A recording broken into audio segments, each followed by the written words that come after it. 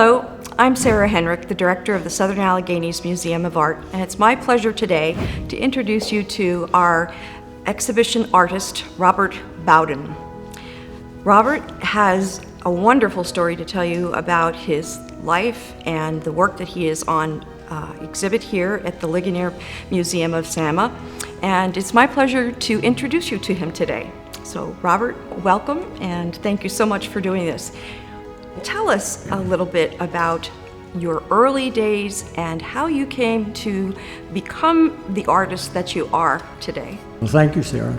I want to thank the museum for inviting me to do this exhibition. It's really an honor to have my work shown here, and I have to say right away that with the lighting, it is.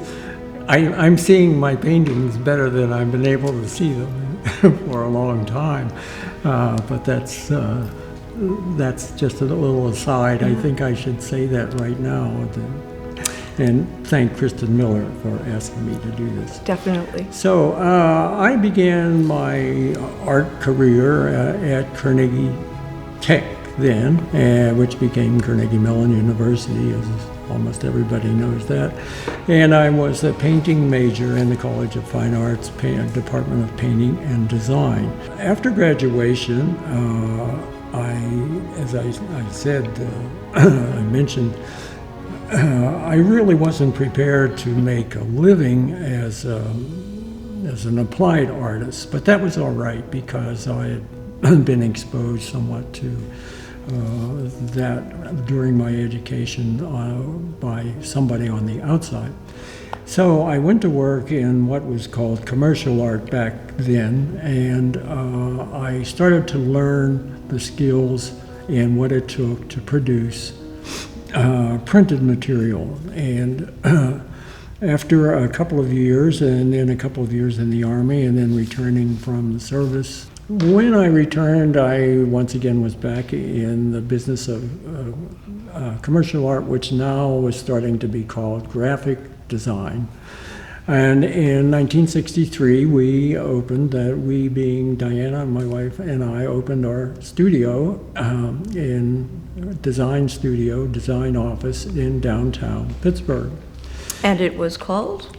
Robert Bowden Design. And that lasted for 40 years until I retired from it. So that kind of gets me around to the title of the show, In Search of Beauty with a Brush.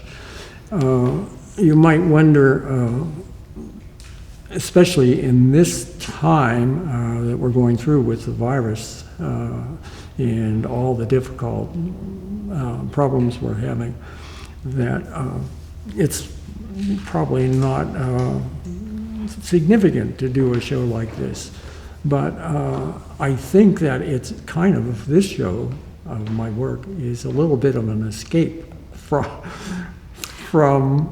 the difficult times we're through. When you first come into the museum, yes, the pieces that are in the first gallery there, can you give us a little bit of an idea of what those particular ones were?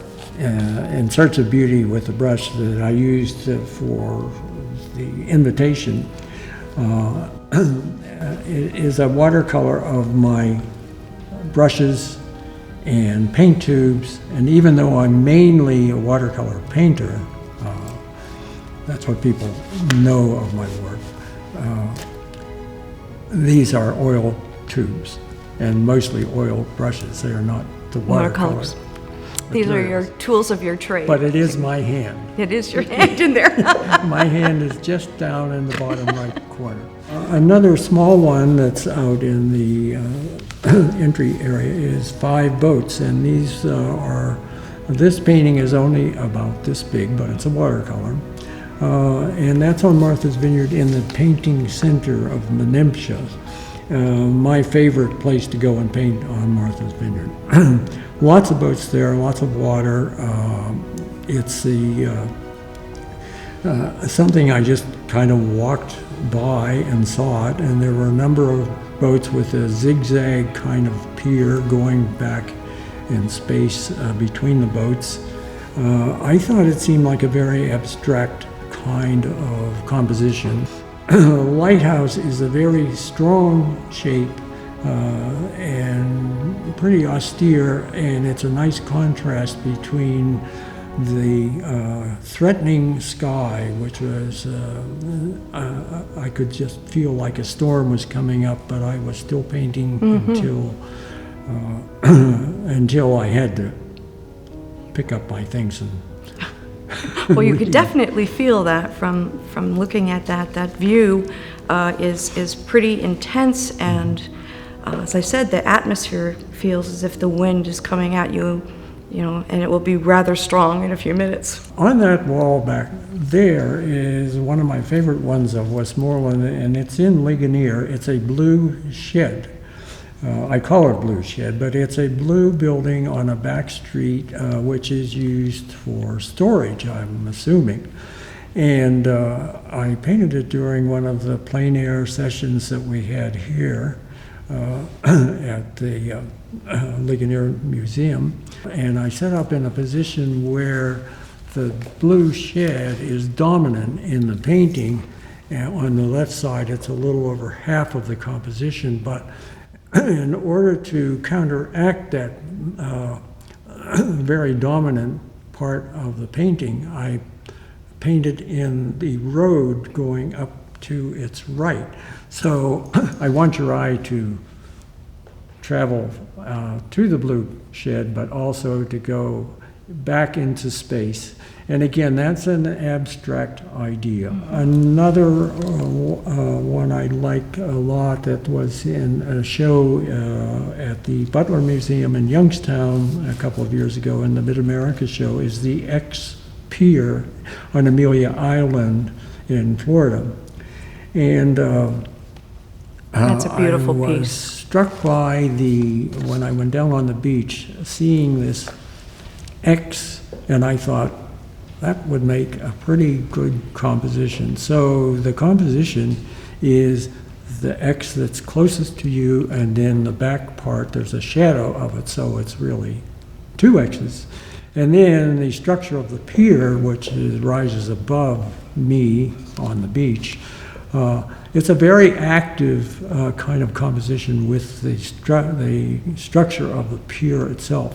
But then that's in contrast to the spatial effect and the people that are just tiny specks in the distance. And then there are two figures at the very top right on top of the pier walking away from the viewer. The Westinghouse Bridge, which is that small painting there, is really an enormous structure. And it's very difficult to see it like that unless you're over on the Braddock side. I've been under it, painted it underneath and from the other side, but it just doesn't quite do the same thing.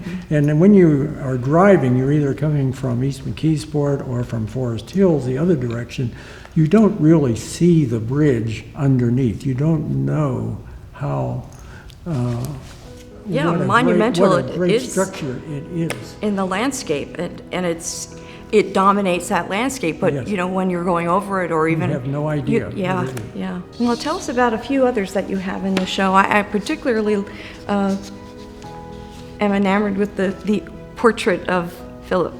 Philip, yes. Philip I met when he was about 14 or 15 years old.